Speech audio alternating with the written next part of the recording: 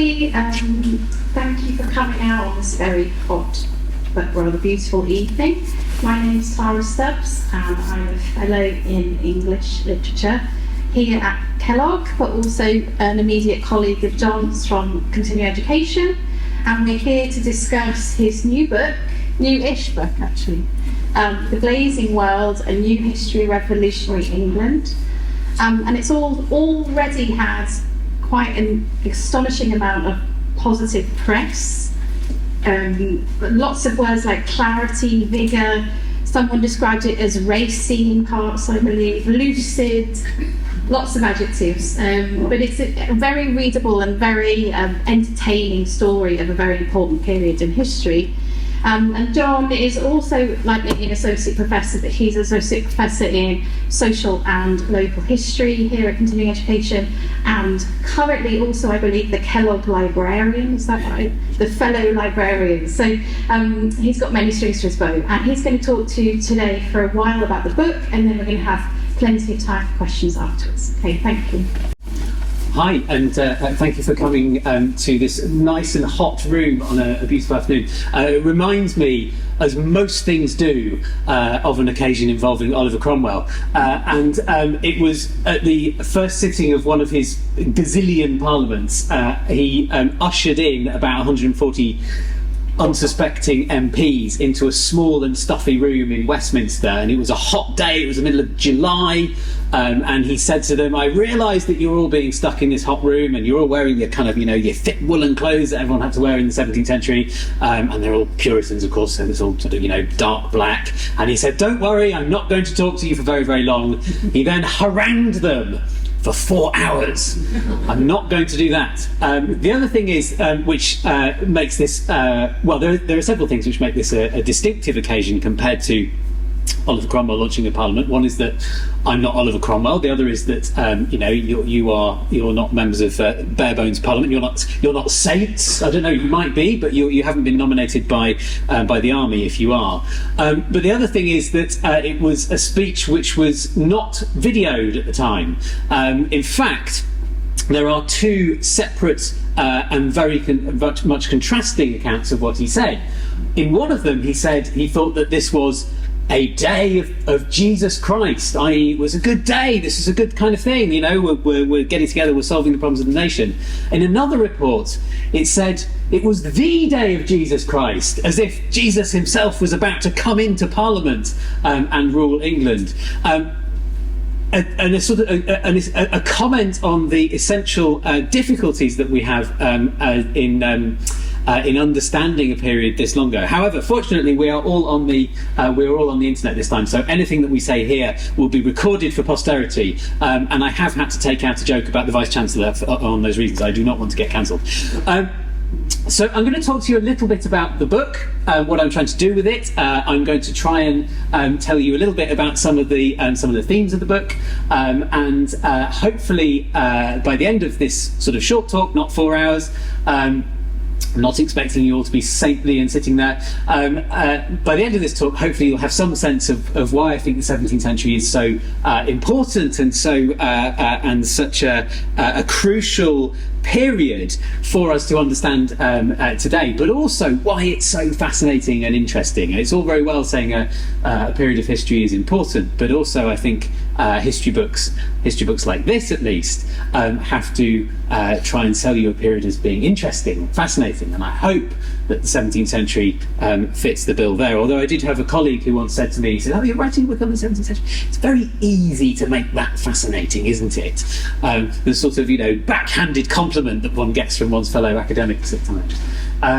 Right, so in the book, I tell the story of 17th century England, and that's a fairly kind of basic, bland place to start. It is largely a political narrative, but unlike the majority of political narratives of this period, and there are some things that I do differently. And one of the things that I do differently is that I incorporate an awful lot of social history. One of the themes of the book is that the political world and the social world, so the day-to-day lives of everyday people, are intertwined. And partly, if we want to understand the politics, we have to understand society. And I think that's one of the that's one of the deep themes of the book. I'll talk about that in a little bit, because it gives you some sense of my sort of historiographical positioning. The other thing that I do in the book is I am unapologetically narrative. And I realise this sort of sets it apart from a lot of history books, particularly history books written by academics. But there are very, very profound reasons for doing this. The first of which is that it is a better thing it sells better if you tell a good story. And this is a commercial book published by Bloomsbury. £25 recommended retail price. You can get it from any good bookshop, including the one in the corner. So it is a narrative history, and as a result, it's a history book which is supposed to tell a story and to drag the reader along. And it does things which I'm sure academic colleagues will find immensely frustrating. Now, I remember a discussion once in the austere conditions of the early modern English history seminar group held in the Queen's Room in Merton College, Oxford, in which we were discussing a popular history book. And the discussion was made as to whether this was a suitable book that one could recommend to one's students. And one of my esteemed colleagues, who shall remain nameless, came up with a quotation from the Lady Chatterley trial, which is this a kind of book that one can give to one's servants? And I'm not sure whether this book is, because there are lots and lots of things that academics will want in there which are not there. And one of the biggest ones is historiography. It is not a book which goes into lots and lots of detail about different historiographical traditions on the 17th century. Because believe me, you could write many more than one book about the different schools of history which have thought about this period. And part of the reason for that, though, is not just because I don't want to annoy my audience with extended discourses about the difference between Whiggism, New Whiggism, Revisionism, Post-Revisionism, Marxism, all those kind of different historiographical schools. But it's also because I think one of the real joys of writing narrative history is that it can be much more immersive. And as a writer, as a historian writer, it's very, very hard to do this, because you are trained to sort of say, here's what I'm going to say, here's what happens, I'm then going to analyse it, here are lots of different perspectives on it. But writing a narrative history, you can't do that, or you perhaps shouldn't do that. Instead, you have to pull the reader along. You have to get the reader to imagine as much as possible that they are in this world. And that is a very satisfying thing to do as a writer. And I think I kind of, in writing this book, I sort of thought of myself as much as being a writer as being a historian. But it has a very real scholarly aspect to it, which is that if we are looking at a period where there are these incredibly kind of pulsating events where things move fast, move forward very, very quickly. Events take on lives of their own. No one knows which way things are going, and that's a really important point. No one knows which way things are going. There is actually a scholarly purpose to writing in that particular way. Because if you set out to say, well, obviously in the middle of the 17th century there was a civil war and it obviously led to the regicide, then you are creating an extra wall of distance between you and the people that you're writing about, the people in the time. So there are lots of things in this book which, again, are a bit different to how you might normally find a history book written, in that there is an attempt at an element of suspense. The most egregious occasion being when I have a chapter break right before the execution of the Earl of Stratford, which of course you would never get away with in an academic book. But writing that kind of thing was great. It was great fun. But there was also a purpose to it. It was also about trying to create that immersive atmosphere. You had to empathise with people who didn't know where the story was going, and that's really, really important. So. As I say, so it has lots and lots of different kind of elements. as I say, it's not an academic book. I'm absolutely delighted with some of the generous reviews that I've had from academic colleagues, one of which was by a historian called David Cressy, who's a wonderful, wonderful historian whose work I used quite a lot. He reviewed it for the New York Times, and I was. He gave me some wonderful quotes, but he did at one point sort of with a kind of slightly, a slight shudder, notes that there are novelistic touches in the book, i.e. description. So there are also moments where the atmosphere gets described, and I think that's another facet of this particular kind of historical writing, because my previous work has been all about economic statistics and pension levels and corn prices and things like that, but that's not how people in the past experienced the world. They experienced it through smell, they experienced it through fear, they experienced it through not knowing how things are going to turn out, and by little kind of visual touches, things that they notice, and that world it's very, very easy to forget about when you're writing more kind of academic history. Anyway, it's not a book which has too much kind of interpretation in it, but scratch the surface, there is a bit, and I'm going to talk to you a little bit about how I see the 17th century panning out, and what I see as the driving forces of it, and how that fits into that kind of general attempt to write a narrative of it. The first thing is that, as I say, there's no historiography in there, so readers will have to think very, very carefully and have a deep knowledge of 17th century historiography to sort of work out where I sit there. Although basically I'm a kind of post-revisionist in that I think that there are deep-lying changes in 17th century society which cause political turbulence.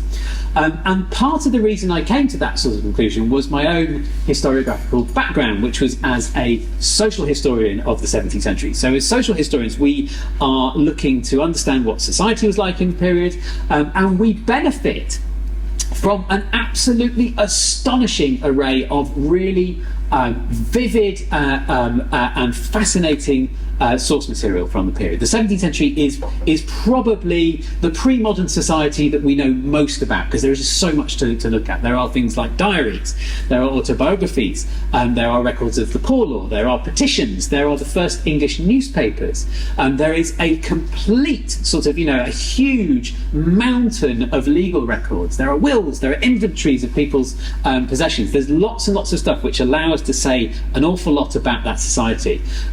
People wrote their memoirs about their life in this period, and it includes people like the yeoman farmer Richard Gough, who wrote his memoirs of a village called Middle, which some of you will know, and it's a wonderful description of life in rural Shropshire in this period, which we would never have if it wasn't for these sort of people writing it down. And one of the things that historians have emphasised in this period is something which I make quite a lot of, which is the so-called rise of the middle sort of people. These are the kind of small farmers, well, quite wealthy farmers actually, who would have houses like this. These are peasants, but these houses, of course, are worth gazillions of pounds now. And this group are increasingly literate in the 17th century, and they are increasingly engaged in litigation. There's this wonderful statistic, not particularly wonderful for if you were there at the time, which is that on average, Craig Muldrew, the historian, came up with this. On average, the English household in 1600 was engaged in one lawsuit per year. An astonishingly litigious society, and as a result of that, they come into contact with the centre, with government, with the law, and they think about things like the relationship between the king and Parliament. Where do laws come from? Do they come from the king? Do they come from the people? They're also increasingly, because they're increasingly literate, they also increasingly involve themselves in discussions about religion. And one of the things that runs through the 17th century is this kind of constant discussion about faith, about salvation, about all these things which to us feel very, very distant, but to them would have been really kind of central to the way that they went about their lives. And the really important thing that I try and emphasise in this is that this kind of spread of literacy, of technical, religious, legal, all these kind of things, all this knowledge creates the potential for differences of opinion. The more and more people who read stuff, the more and more they question things. So much so that in the later 17th century, when the monarchy was restored, one of the things that they did was they had an Act of Parliament against diversity of opinions. Mustn't have diversity of opinions. This was seen as a bad thing. The lady who gave the book its title, the Duchess of Newcastle, Margaret Cavendish, in the book which was called A Description of a World Called the Blazing World, which is where I ripped my title off, she describes in her sort of science fiction how the proliferation of telescopes has meant that lots and lots of people have lots of opinions about the universe, and this is a bad thing. So this kind of this cacophony of opinions in the 17th century becomes a sort of running theme. The root cause of this rise of the middling sort was probably largely in population growth. The point is that because the population is growing in this period, those farmers who have enough land to feed themselves and then sell a bit on the market do very, very well. They rebuild their houses like the one that we've just seen. They can also sublet.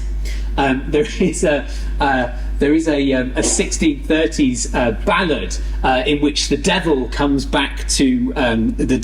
to England, and what job does the devil do when he comes to England? He becomes a landlord. And I think the sort of the fear of landlord, the dislike of landlords is definitely a running theme of the 17th century. And one thing that people can do if they've got a bit of land is they can sublet it and make loads of money from the rent. Nice work if you can get it. Another facet of that growing population, though, is this one here, London. And in a book where you are covering a whole century, it is very difficult to develop characters, and you sort of pick people up and you give a sort of pithy little summary of them, and the one that I've got in most bother for is one I called Prince Rupert a thuggish toff, which annoyed some people. Fair enough, but you're never going to get everyone to please everyone. But it's very difficult to develop characters. The one character that I do try and develop throughout the book is this one here, London. At the start of the 17th century, London has about 200,000 people. By the end, it's probably about 650,000. In fact, most of that growth has happened in the early parts of the 17th century. And a lot of the growth is south of the river here in Southwark. A lot of it is in the Tower Hamlets, which you can see to the right. And of course, lots of it is out to the west. In what's now the West End, but also the area around Westminster. Remember that London in this period is a twin city. There's the City of London, and then there's the City of Westminster. And in Westminster, that is where the law courts sit. That is where Parliament sits. That is where Westminster Abbey is. And of course, most important of all, that is where Whitehall Palace is, which is one of the great royal palaces at this point. And all around there, you're getting this growth of houses everywhere. And there's this real kind of sense in the 17th century that London is a sort of shifting, rumbling, dangerous city. It's said that the whole city runs on wheels because everyone has coaches, and the coaches are sort of rumbling through the town and knocking people over. And in fact, the coach is quite an interesting one. There's a few great moments involving coaches in this period, and the coach is of course one where it's supposed to be a sort of protective environment for members of the social elite who can rumble around London and not get not get assailed by horrible, smelly townspeople. But it doesn't always work like that. There's one occasion where the Attorney General finds someone spitting in his coach. I only just found this actually, so I didn't make it into the book. But there's also a very famous occasion where King Charles who is, famously doesn't want to have any engagement with the people because he thinks that they're all smelly. He's rumbling around London in his coach, having just had a very, very awkward dinner with the Sheriff of London.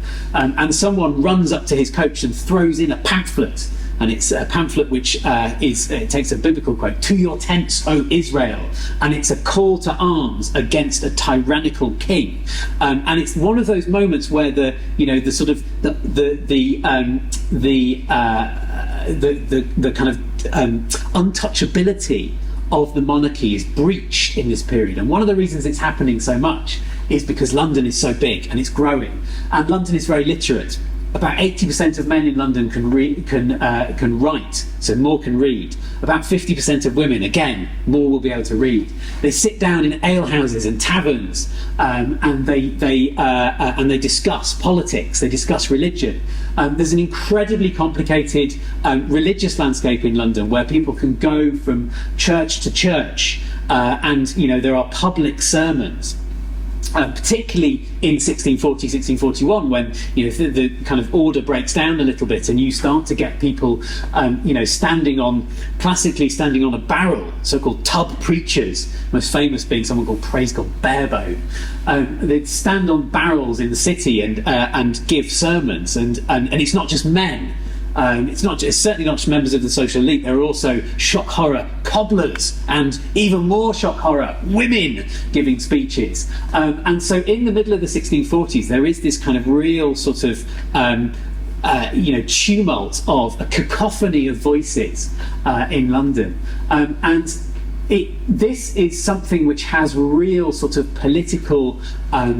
It has real political purchase. There are real moments where that popular landscape, that landscape of people that there is in London, has a significant impact on the political narrative. And I think this is one of those moments where the book is very subtly, or very gently, trying to kind of prod a historiographical line, which is that because political and social history tend to be written in different kind of contexts, and because the political historians of this period are not necessarily particularly engaged with society, they tend to have a view of political change which is based on kind of elite men sitting in smoky rooms and making decisions, whereas actually a lot of the political drive in this period is coming from the streets, and that's one of the things that I'm really kind of trying to push in this book.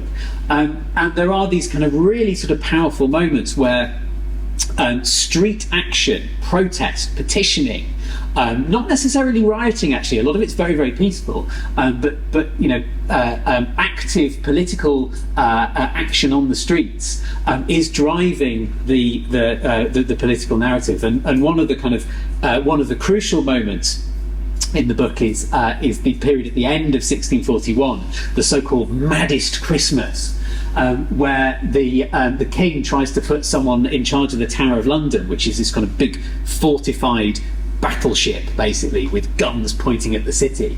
Tries to put a Sussex man called Thomas Lunsford in charge, and Lunsford is someone who has gone about cultivating a reputation for cannibalism. He's that much of a lunatic, and the city is terrified of it, and so they come out with these massive protests, and partly as a result of these protests, Charles I then makes one of probably the worst decision of his political career, which is to attempt to arrest 5 members of Commons, one of the Lords, while the Commons was sitting in January. And when that goes wrong, that's when again there's these kind of massive street protests against him, and as a result of that, he flees London and doesn't come back at all until he comes on trial. I hope no one's worried about spoilers.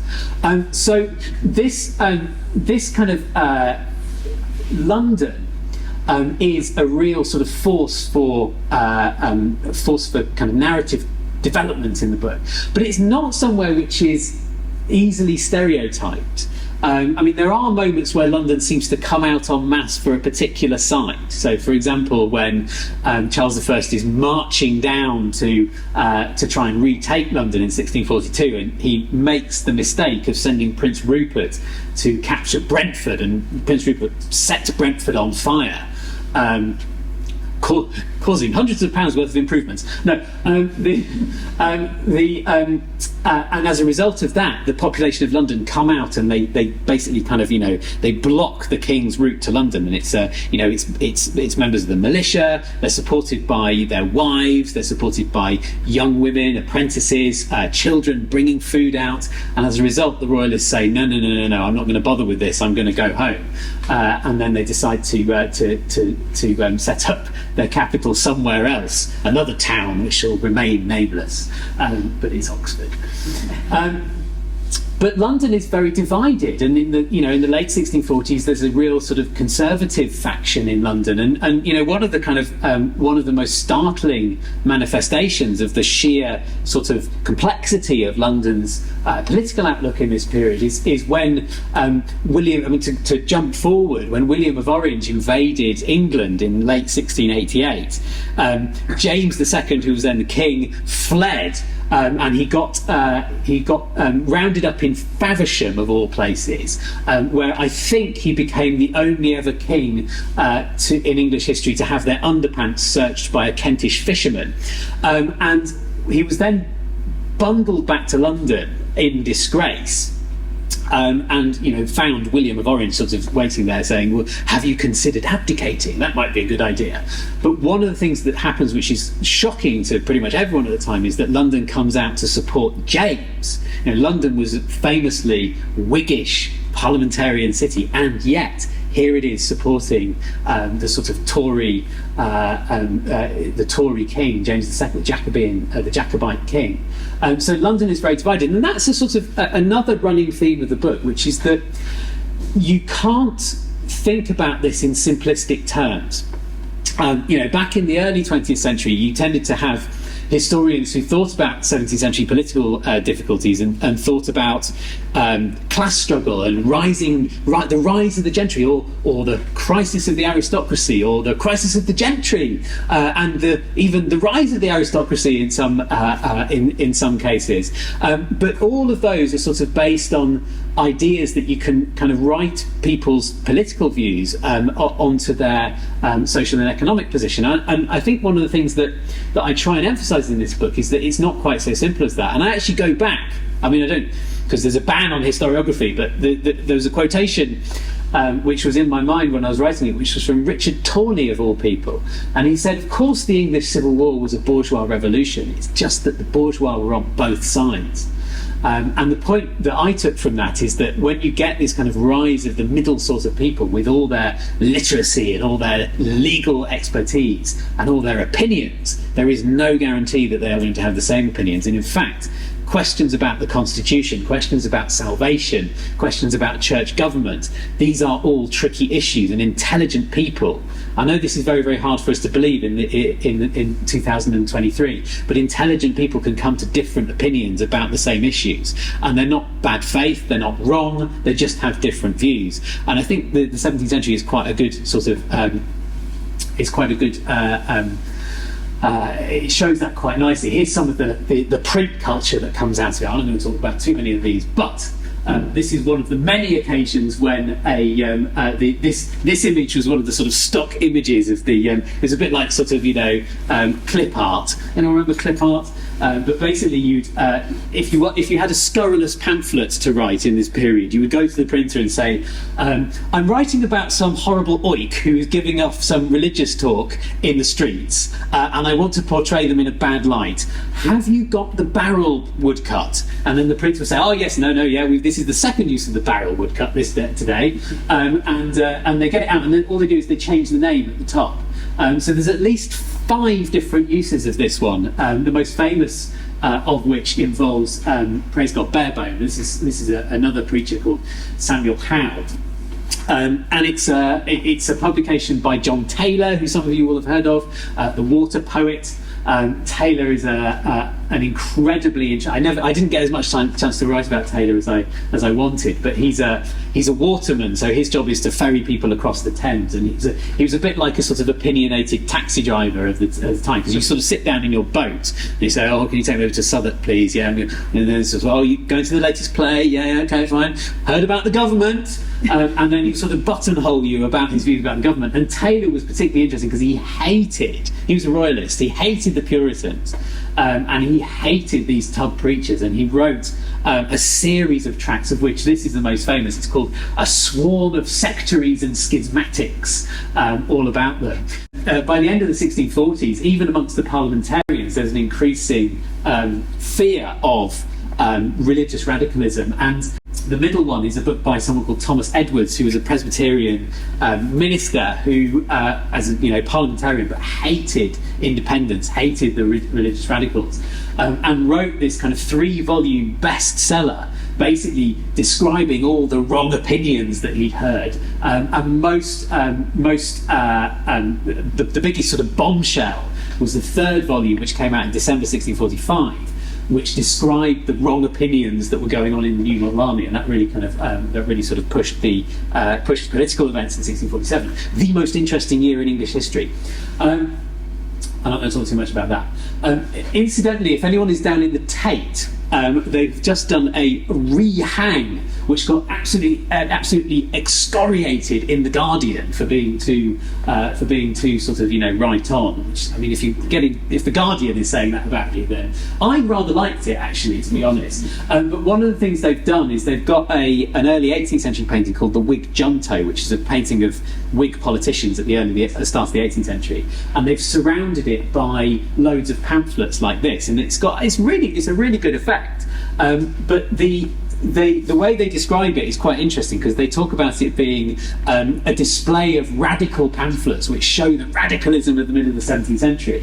But if you look at them, so I went to have a look at them, and about 50% of them are stuff like John Taylor and stuff like Thomas Edwards Gangriner, which are basically conservatives saying, look at all these horrible radicals. But that's one of those themes of this period. It's a period where there's debate, there's ambiguity, there's difference, and that difference of opinion, that difficulty of ruling a country where people have 50 different religions, is a sort of running theme of the book. Okay. The Calm Waters of Salisbury. I'm going to finish with the Calm Waters of Salisbury. The final theme of the book that I've picked out for you today is to really kind of think about this ambiguity. And again, it's one of those reasons I love this period, because this is not a period where you can easily sort of mine it for nice, pithy, moral lessons about the present. In fact, when I wrote this book, I was absolutely... So I had 2 rules when I was writing the book. The first was, it's not a textbook. So, it doesn't have all the stuff about historiography. It doesn't sort of, it doesn't make it easy for the reader. No, it's supposed to be immersive. It's supposed to pull you along. It's not supposed to sort of, be like a PowerPoint presentation. But the other thing is, it's not a Brexit book. Because there's so many history books which are being written at the moment in the sort of popular, aimed at the general audience, which are basically sort of Brexit books. And historians are often quite happy to sort of admit that. So Anna Kay's book on the Restless Republic, which is brilliant, you really should read it, out in paperback, got a brilliant bright yellow cover. But she was explicitly writing a book about the repercussions of a shocking political turn of events, in her case the regicide, and the difficulty of sort of dealing with that, and it was explicitly a response to the 2016 EU referendum. And then of course you've got Claire Jackson's brilliant prize-winning book Devilland, which is about how the English look weird from the outside, and does a very good job of making the English look very, very weird from the outside. And again, this was explicitly, and she said it's explicitly a reaction to the 2016 referendum. The Blazing World is not that. It does not give you lessons about the EU referendum. In fact, it is specifically designed to be abstracted from those political questions. And I'm absolutely delighted that it has received warm reviews from publications including The Spectator, including the Daily Telegraph and the Morning Star. Who ran their review on it on the day of the coronation, because they were describing how another world was possible.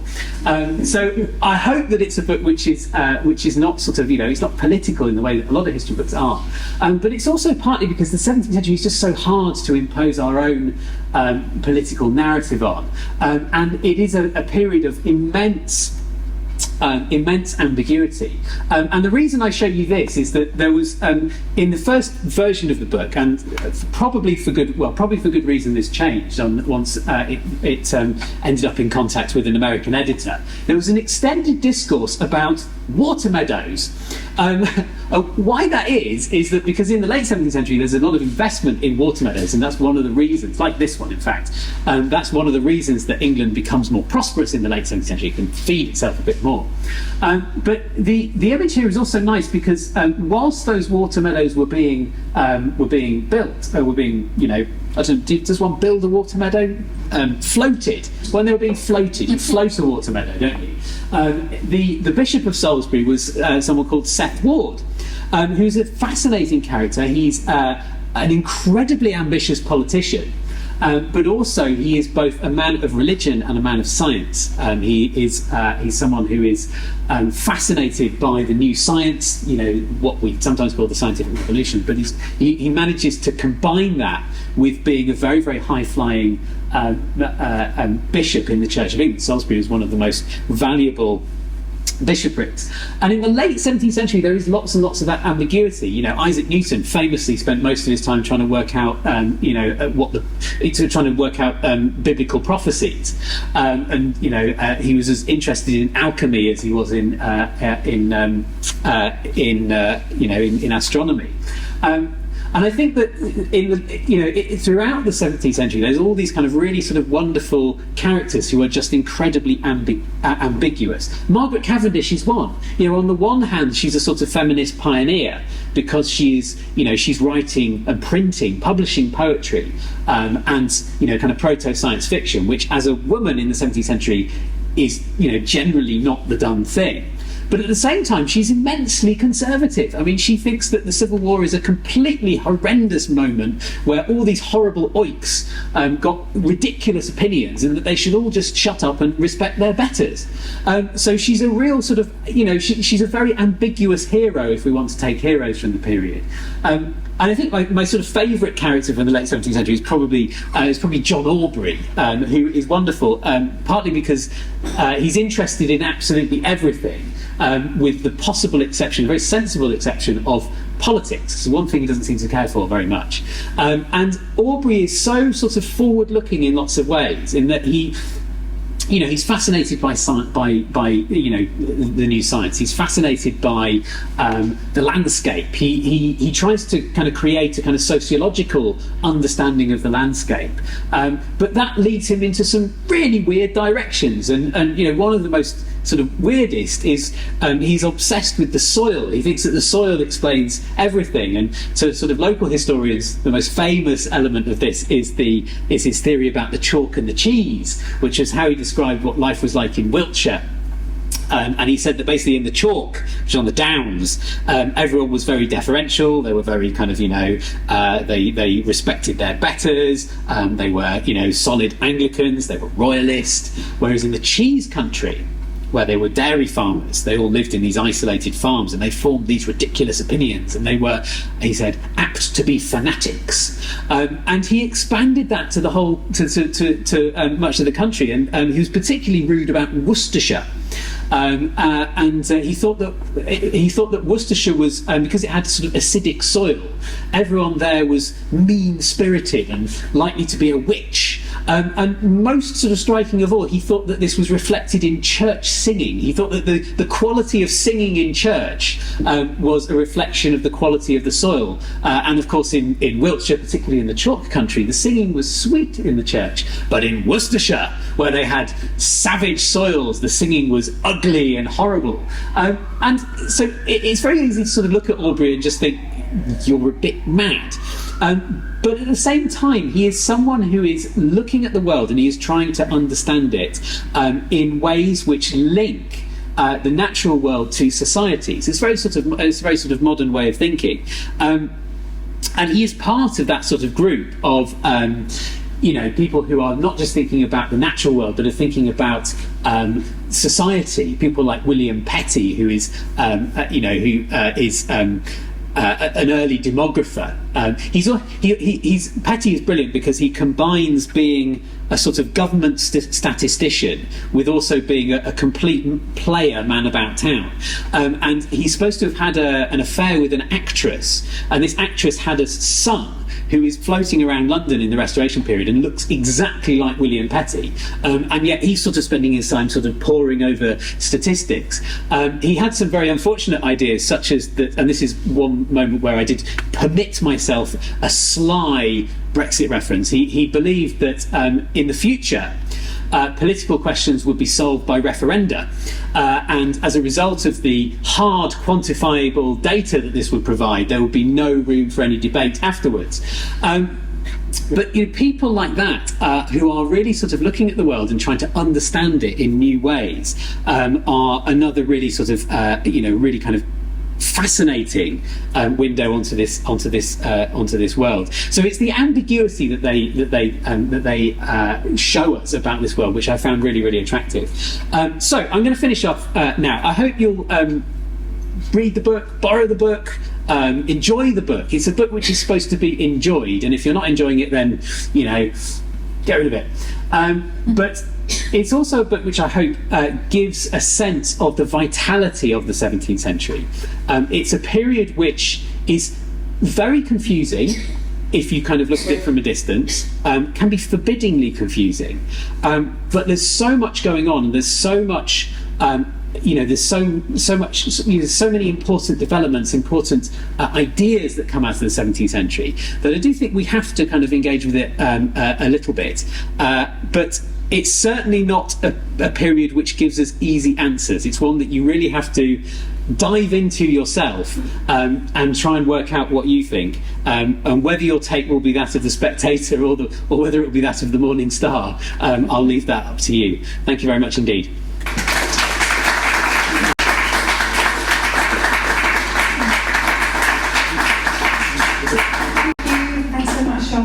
We've got about 10 minutes for questions, and anybody has any, and we've got a floating mic at the back. So, sorry, it was just slightly. I think you were just slightly. Sorry, this gentleman. I was just wondering. You told me a great story about the 17th century, and immersively. Now, me being from the EU, I live immersively in England. And I don't recognise in England what has happened. You don't recognise? That England now around me, what has happened? Well, so if you don't mind me probing a little bit, which elements don't you see? I think the political discourse, I started in Scotland, and in Scotland people were very happy to discuss. Yeah. Especially about England. That was very lively in Glasgow. Yeah. But I don't really notice a very lively debate until after Brexit. Interesting. It was a short period that really changed, but before Brexit it was like sullen, dull, keep quiet, say nothing. Yeah. In fact, what has happened? Great. Okay. Yeah. No. I follow now. I mean, that would be a question for a modern historian. I don't know, but I think one of the things that is remarkable about the 17th century is that this discussion is quite new, and I think that sort of, people aren't. You don't get many people who sort of say, "Oh, I'm bored of politics" in the 17th century. They think, "Oh, fantastic! I can have my views about this. This is great." So I think there's that. I mean, there are occasions where people just seem to be sort of trying to get on with their life when politics intervenes. There's a famous occasion just before the first big battle of the Civil War, the Battle of Edge Hill, where the royalists are sort of wandering around Warwickshire, and they come across this farmer, and they say to the farmer, "Are you a parliamentarian or a royalist?" And he sort of looks at them and says, "Why? Have they fallen out about something?" And sometimes historians use this as an example of the sort of political ignorance of people at the time. But I think they're just having a bit of a joke. But also, I think one thing that maybe, I don't know, one doesn't like to speculate, but one of the things that really kind of causes this explosion in new opinions in the 17th century is that the old foundations of the world get rocked by the Civil War and the toppling of the monarchy, and that really kind of pulls a cornerstone out from a lot of people's political ideas. At the time, the monarchy is supposed to be a sort of macrocosm of the family. Kings are in charge of their people because their people are basically like women and children, and they need to be ruled, and that's how they also justify patriarchy in the household. So when the king gets toppled, then suddenly people start to think, well, actually, is that should we reflect that in the household? So all these kind of ideas get a massive kind of boost by the fact that there is this kind of radical change. Whereas I think, in England today, perhaps it has been a while since we've had a genuinely radical change. And maybe the 2016 referendum was a radical enough of a shock to lead people to recover some of that. But I don't know. But it's a really interesting perspective. That I'm interested. I mean, I'm a 17th century historian, so I'm not interested in the modern day. But it's a great question. Thanks, Jonathan. So, I haven't read the book yet, so it's covered in the book, apologies, but you talk about a cacophony of voices about everything that's going on in London. But do you cover anything to do with what's also happening in Europe? I'm thinking in particular the Low Countries.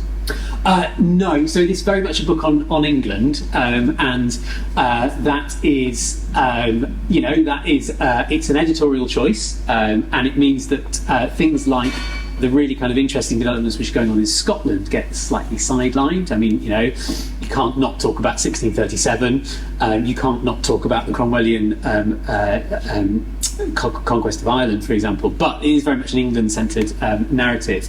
But having said that, one of the really kind of crucial themes throughout the 17th century is that events on the continent have a real impact in England, and it's not just debates about talk about the Low Countries. I mean, one of the most controversial moments in English history in this period is the Synod of Dort, which is a religious discussion in the Low Countries about Calvinism versus Arminianism, and the English send a delegation to argue on the Calvinist side, and then within a few years their official church approach has swung the other way, but it's very much England is very much part of a sort of continental world then.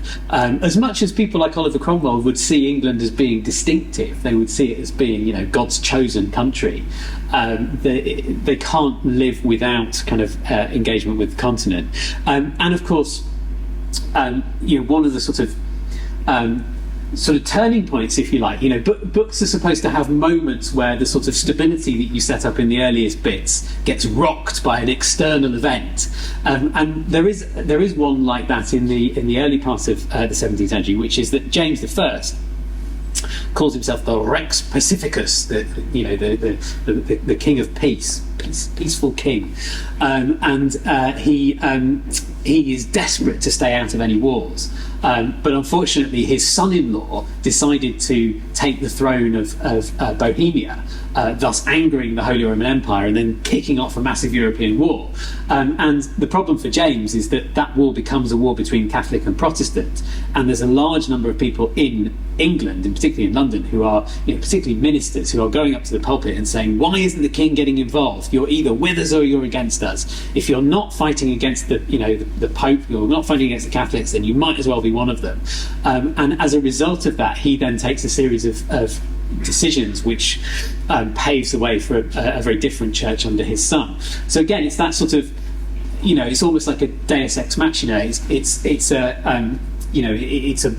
a bolt from, how many cliches can I get into this? And it's a bolt from the blue. But it's those events on the continent are driving forces in themselves. Yeah. Maybe one more question, if that's all right. They went up at the same time. 2 more questions is fine. 2 more questions then. Okay. I'm just thinking about the heat in here. I was interested in the novelistic touches. I can understand that you're writing history, but you're trying to make a story of it. Isn't there a danger that you invent a little bit along the way? So yes, it's a really good question, and I tried as hard as I could not to invent. So everything that I wrote had there was a source behind it. I didn't necessarily reference, people sometimes use boats, that kind of thing.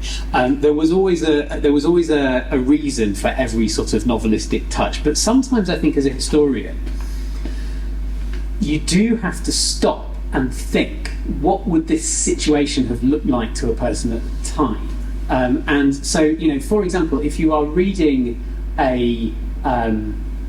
let's say you're reading a description of a meeting of a law court, you have this kind of record of, so-and-so was here, they gave this statement, and the judgment was this.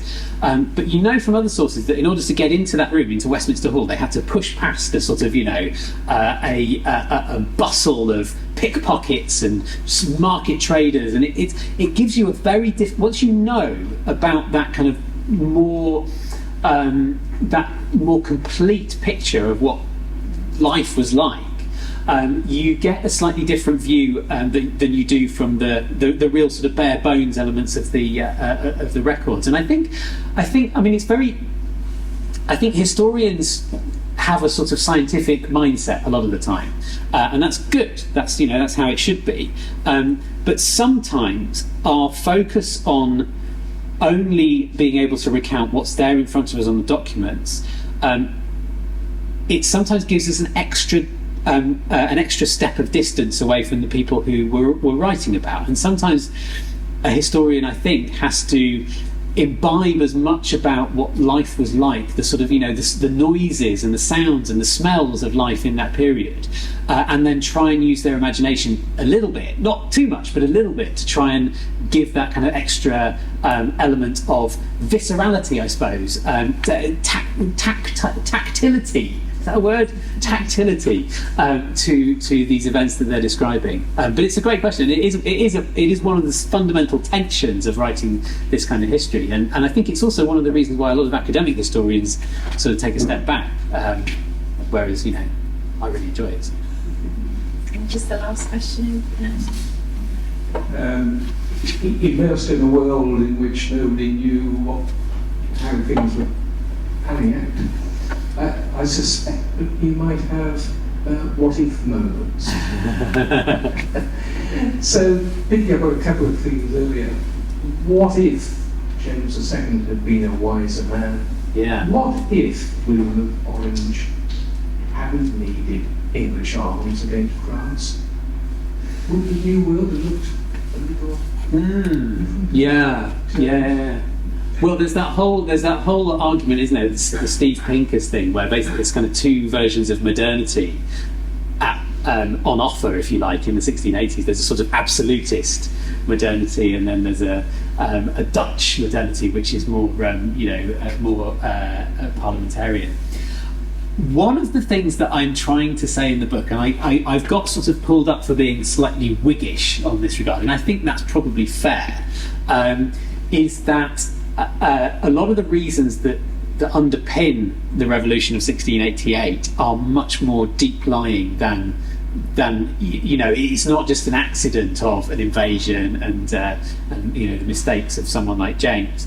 That sort of reverence to the ancient constitution, the common law. By that point, the sort of primacy of Parliament is not quite established, but it's sort of getting there, and there's enough people who are willing to kind of stand by it that it is a political force.